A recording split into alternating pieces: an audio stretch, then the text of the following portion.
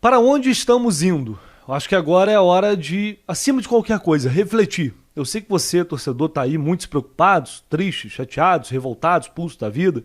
Cada um tem uma maneira de enxergar esse momento que o Fluminense está vivendo agora. Mas no caminho para cá, do estádio para o hotel, eu vim refletindo, vim pensando em cima daquilo que a gente falou na live ontem com o Alexandre Vasconcelos, com o Renan Reis. O que não está acontecendo agora, o que não funciona agora que estava funcionando tão bem até há pouco tempo. Por que o time não consegue ter a mesma intensidade que tinha antes? O que mudou tão drasticamente? Além, claro, de jogadores importantes que estão lesionados. Será que agora está caindo a ficha de que de fato esse elenco é curto? O Diniz falou que gosta de trabalhar com elencos curtos, enxutos. Será que não é enxuto demais esse elenco? Em termos, não em quantidade, a questão não é quantidade, a questão é qualidade. As opções que o Diniz tem, lembrando, ele também participou da montagem desse elenco, foi tudo feito com o aval dele. Quais opções ele tem para mudar um jogo, para mudar o rumo de uma partida, para substituir um jogador, um bom jogador de qualidade, quando você o perde? Vou trazer para vocês aqui uma declaração do auxiliar Eduardo Barros, que deu uma entrevista coletiva ontem, que me incomodou um pouco, apesar de ter sido uma entrevista, para mim, até melhor do que normalmente o Eduardo concede, até porque ele não é o treinador, ele é um auxiliar, né? O técnico é o Fernando Diniz. A entrevista teve bons pontos, mas uma coisa me incomodou. E também declarações da zona mista do Nino, jogador agora convocado para a seleção brasileira, Guga e também Fábio falaram com a gente na zona mista. Deixe seu like aí, aquela coisa toda, se inscreva no canal, seu comentário, enfim, toda participação é muito bem-vinda, compartilhe os conteúdos aqui no canal do Leste, se inscreva, é muito importante. Se você não está inscrito, dê essa moral aí, que é fundamental, eu conto muito com vocês, tá bom? Eu vou começar com a declaração do Eduardo Barros, que falou algumas coisas interessantes na entrevista coletiva de ontem, mas ao exaltar o bom primeiro tempo que o Fluminense fez, e de fato o Fluminense fez um bom primeiro tempo. Controlou o jogo como há um bom tempo não conseguia, talvez desde aquele jogo contra o Vasco. Dominou as ações, finalizou, criou oportunidades, mas não aproveitou, foi pouco efetivo. E eu concordo que aquele primeiro tempo foi uma luz, eu tava ali à beira do gramado, eu falei, pô, o Fluminense voltou. Pode não estar no seu melhor nível, mas o time parece que conseguiu retomar aquilo que sabe fazer de melhor. Só que no segundo tempo, o Corinthians sentiu e tinha a obrigação de sair para tentar fazer o gol. Precisava vencer o jogo de qualquer jeito, não dá para ficar lá atrás o tempo inteiro. Subiu um pouquinho a marcação, se arriscou um pouco mais, e aí o Fluminense praticamente sucumbiu e teve alguns momentos, lampejos no segundo tempo, mas não conseguiu nem de longe ter o controle que teve no primeiro tempo. E aí o que gera isso? Porque o que me preocupa, quando o time não tá jogando bem, beleza, não ganhou, não tá jogando bem. Mas quando perde, mesmo depois de fazer um bom primeiro tempo, mesmo depois de dominar o jogo, isso me preocupa, porque a confiança, ela pode ir pro ralo. Então tem duas maneiras de se enxergar isso, né? Os jogadores, nós podemos entender que, bom, foi uma derrota, mas parece que o caminho está sendo retomado. Ou, realmente, estamos na merda, porque o time dominou um jogo no primeiro tempo, criou várias oportunidades, finalizou mais de 20 vezes e perdeu o jogo também. Então que caminho é esse? Por isso eu digo que é hora de reflexão. Eduardo Barros falou coisas importantes na coletiva, como por exemplo, o Fluminense precisa saber também sustentar o jogo quando não der para vencer, que pelo menos fique com o empate. Não pode cometer erros bobos como cometeu, num passe do Ganso, numa cobrança de lateral acelerado, um lateral cobrado pelo André. Como se estivesse perdendo o jogo, o Fluminense. Aí o André acelera um lateral, aí o Ganso toca na fogueira, o Martinelli perde e depois acontece um gol.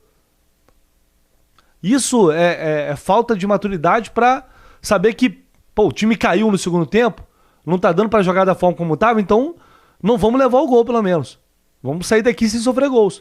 Faltou isso. Mas o Eduardo Barros disse que o Fluminense teve uma grande atuação, que fez um grande jogo. Eu concordo que se o time manter o que fez no primeiro tempo, ele tem grande chance de voltar a vencer e de voltar a dominar os jogos. Mas não dá pra dizer, depois de perder pro Corinthians, um time que estava na zona do rebaixamento, que é um grande clube, dificílimo ganhar o Corinthians na arena, dificílimo, pra qualquer um, em qualquer situação. Eu já sabia disso. Mas a realidade é que o time vem mal. Então não dá para depois de fazer um segundo tempo da forma como fez, dizer que o Fluminense teve uma grande atuação. Olha aí o que ele disse. É um fator que também interfere, porque em momentos importantes já dessa temporada, a gente teve um time que a gente conseguiu repetir, e repetir aumenta entrosamento, os jogadores já se conhecem quase que pelo movimento de um e do outro, onde que a gente vai jogar, onde estão as melhores opções. Ano passado, no momento também capital da temporada, a gente perde um jogador e a gente demora um tempo para encontrar um novo encaixe, e sem repetir a equipe, a gente fica numa busca permanente por esse melhor encaixe. Mas não pode ser desculpa. Nós temos que, com os jogadores que estão à disposição, fazer grandes jogos, como a gente fez hoje. Então, por mais que a gente não tenha conseguido repetir a equipe nestes 10 jogos, e nesse intervalo de 10 jogos existem grandes atuações, a de hoje é uma grande atuação, infelizmente, com a frustração do mau resultado. Mas a atuação, mesmo com os desfalques, é uma atuação positiva. É uma atuação que, para o vestiário, os jogadores têm que estar com a cabeça fria, porque esse tipo de atuação seguramente leva a melhores resultados. Porque tem que haver essa chacoalhada. Tem que haver essa chacoalhada no elenco. Não dá pra, olha, gente, jogamos bem, estamos no caminho. Não, peraí. Beleza, fizemos um bom primeiro tempo, mas a gente perdeu de novo. A gente não ganhou de novo. São 4 jogos, não fizemos gols. Tem alguma coisa errada. A gente precisa entender o que está acontecendo de errado, porque não tá bom. E aí o Fluminense, ele, na minha visão, ele não tá conseguindo manter aquela intensidade que tinha antes para atacar. E não perde para esse ano também. Eu não sei se é uma questão física, eu não sei se é uma questão de aptidão em certos momentos da partida. Não sei, eu confesso que eu não tenho um diagnóstico em relação a isso. Mas é muito claro para mim que falta, por exemplo, um jogador que tem a capacidade de fazer infiltração, de ter velocidade, que a gente não tem mais jogador depois da saída do Keno. O Lima não vai ser esse jogador. E no banco não sai ninguém do banco que possa fazer essa função bem feita. Vem Lelê, vem John Kennedy. John Kennedy não entrou aberto, entrou mais como um segundo atacante. Então, é o tipo de coisa que, assim, será que o Fluminense está sendo muito previsível? Mas por que não foi previsível no primeiro tempo? Só foi previsível no segundo tempo. É uma coisa que para mim não faz sentido. Eu acho que está muito mais aliado a uma queda técnica de alguns dos principais jogadores, né? Que não estão rendendo o que podem render, como o Cano, por exemplo. Só que a bola também não está chegando no Cano. O Fluminense é um time hoje que agora abusa dos cruzamentos. E não era assim. E cruzamentos ruins. Então a bola não chega no Cano. Como é que o Cano vai jogar dessa maneira? Fica complicado. O Ares tá tentando, mas o jogo não tá fluindo como fluía antes. O Ganso fez um bom primeiro tempo. Depois no segundo, como o time no setor ofensivo também não conseguiu jogar. Aí você tem o Martinelli voltando, que não é um jogador que vai mudar a partida. O Martinelli vai ser aquele jogador que vai te dar um controle maior ali, como deu no primeiro tempo, mas na hora que o bicho pega, funila, não vai ser ele que vai te livrar. É diferente do Alexander. O Lima, idem. Então, falta peça, gente. O Guga na lateral esquerda, não dá. Não dá. Ele é um jogador esforçado, ele não se omite. Mas não tá dando. Enfim, eu acho, pelo menos eu penso assim, quinta-feira é uma decisão. E eu acho que não é válido criar um clima de crise agora, de terra arrasada. Agora é hora de parar, pensar o que está dando errado e consertar urgentemente para quinta-feira. E aí depois, dependendo do que acontecer quinta, aí a coisa vai mudar. Ou vai mudar para o bem, ou vai mudar para o mal. Porque aí, de fato, vamos entrar num momento muito ruim. Mas nada me tira a certeza de que o Fluminense pode tranquilamente se classificar na quinta. Por que não? O Flamengo está jogando o quê? Também está num momento ruim. Então o time, repetindo o que fez no primeiro tempo, estando focado, correndo mais do que o adversário, porque correu menos que o Flamengo no primeiro jogo, isso não pode acontecer, correndo mais que o adversário, sendo solidário, se doando em campo, tem totais condições, na minha opinião, de conseguir essa classificação na quinta. E nada melhor do que um Fla-Flu para isso. Nada melhor do que um Fla-Flu. Eu acho que é a oportunidade ideal para virar essa chave de vez e recuperar aquele nível de rendimento. Pelo menos é a visão que eu tenho. Eu vou trazer para vocês aqui agora a zona mista, os jogadores que passaram, que falaram com a gente na Arena Corinthians, declarações importantes do Nino, tentando explicar essa situação, o Fábio também, o Guga também. Vamos ver o que eles disseram. Antes, só pedir para você, lembrando, a Bet7k, que é parceira aqui do canal do Lessa, tá sorteando uma banca aqui especial na Bet7k. Basta depositar R$10. Vou deixar o link para vocês aqui no comentário fixado. Só clicar aqui, o meu e-mail está aqui, encaminhe o comprovante do depósito para o meu e-mail. Você vai concorrer a essa banca na Bet7k, já pensando no Fla-Flu, semana cheia de jogos que vem aí. Bet7k, patrocinador do canal. Vamos encher o cara, encher o tráfego do site dos caras, né? A minha missão é essa. Fazer com que a galera chegue junto na Bet7k para a gente participar, para vocês participarem desse sorteio, conto com a participação de todos. Só clicar aqui, faz lá o depósito, R$10 só, manda aqui pro meu e-mail e você já vai estar participando do sorteio. Vamos lá, vamos assistir a zona mista. Guga, o que não deu certo hoje?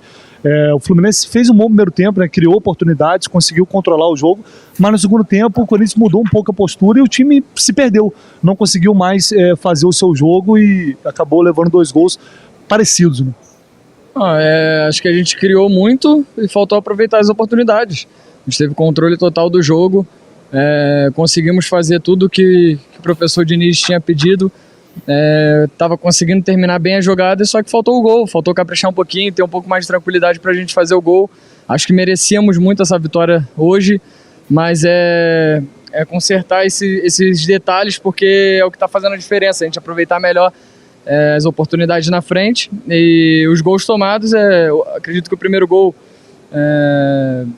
talvez tivéssemos um pouco mais de calma ali na cobrança de lateral a favor, e acabamos cobrando rápido, meio desorganizado e levamos o gol. Enfim, é um detalhe que faz a diferença, mas o Corinthians em si não criou praticamente nada.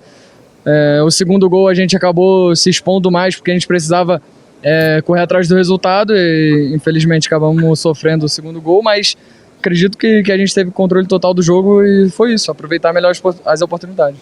Vida sem vitória, sem marcar gols, como é que isso afeta vocês? Afeta de alguma forma ainda mais as vésperas de uma partida tão importante, um Fla-Flu decisivo? Sim, é o que a gente vem conversando diariamente, né? É um time que cria e não tá aproveitando da melhor forma, não está conseguindo fazer o gol.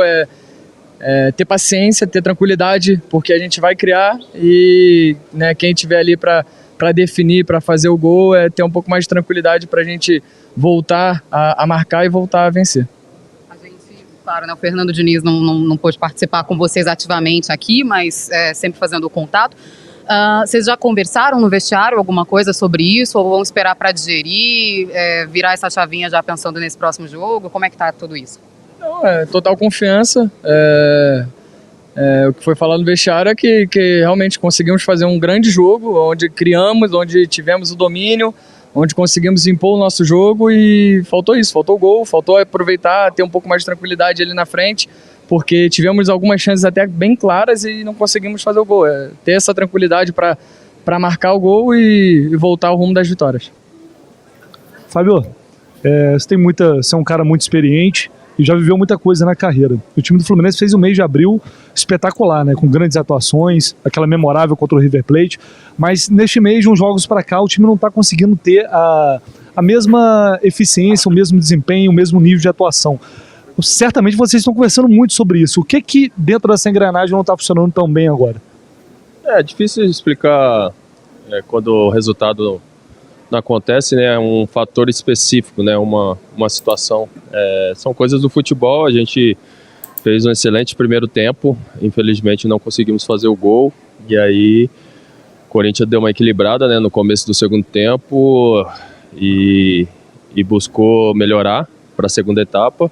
E a gente também tentando sempre buscar o jogo, tentar fazer o gol. Isso não faltou em nenhum momento. A gente criou boas oportunidades, o Cássio foi bem, fez defesas importantes que ajudaram no momento a equipe do Corinthians.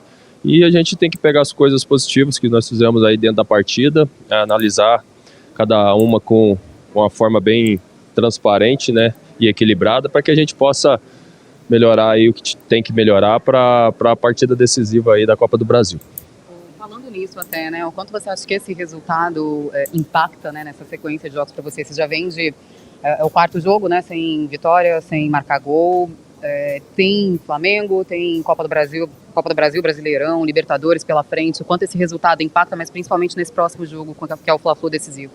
Como eu disse, saber analisar de uma forma transparente e bem individual cada jogo, né? São situações diferentes que a gente teve lá na Bolívia, né? Pela Libertadores, contra o Botafogo também, Campeonato Brasileiro. E agora são situações que vai se afunilando na competição de mata-mata, né? E o que vale é o próximo jogo. A gente tem que fazer o melhor para conseguir passar para a próxima fase, que é o nosso objetivo, e com certeza a gente vai trabalhar bem até quinta-feira aí para dar esse próximo passo aí, lógico, ciente da dificuldade que é a partida, mas que são jogos grandes, decisivos, que a gente tem que fazer por onde. Agora, jogador de seleção brasileira, Nino, também foi convocado hoje. Pena que a vitória não veio, Nino, para curar um dia tão especial, né? É uma pena que o jogo não fluiu da maneira como o Fluminense esperava. Então, antes de falar sobre o jogo, eu queria que você comentasse, que eu sei que o cenário não é o ideal, mas é um momento muito especial na tua carreira com essa convocação para a seleção brasileira principal.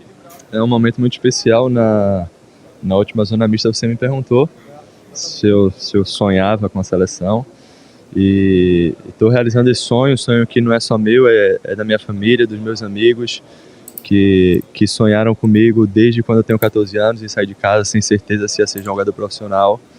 E é um dia muito especial para mim pela convocação. Infelizmente a vitória não veio. Eu acho que nós merecemos um resultado melhor aqui, mas não deixa de ser especial, um dia marcante para mim, a primeira convocação, com minha família aqui, minha mãe e meu pai aqui no jogo, perto de mim, é um dia que vai ficar marcado na minha memória. Você imaginava que isso fosse acontecer em algum momento lá atrás, quando eu lembro que você chegou no Fluminense, você deu uma entrevista e disse que chegou a pensar até em desistir da carreira. Eu acho que um momento como esse nem passava pela tua cabeça naquele momento. Com certeza.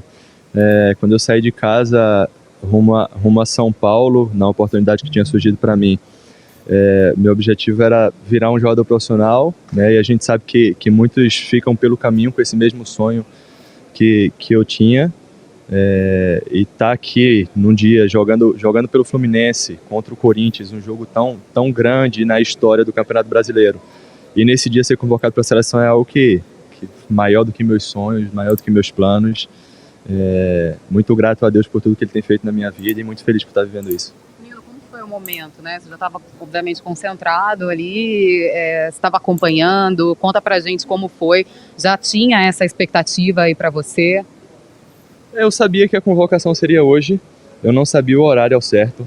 Em dia de jogos eu costumo dormir praticamente o jogo todo, independente do horário do jogo. Se o jogo é 9 horas da noite, eu costumo dormir, tomar café, dormir, almoçar, dormir, que é uma maneira que eu tenho de entrar bem descansado no jogo. E eu estava dormindo na concentração no meu quarto, sou eu e o André, e o André me acordou, Nino, convocado, nós fomos convocados e tal, me contando.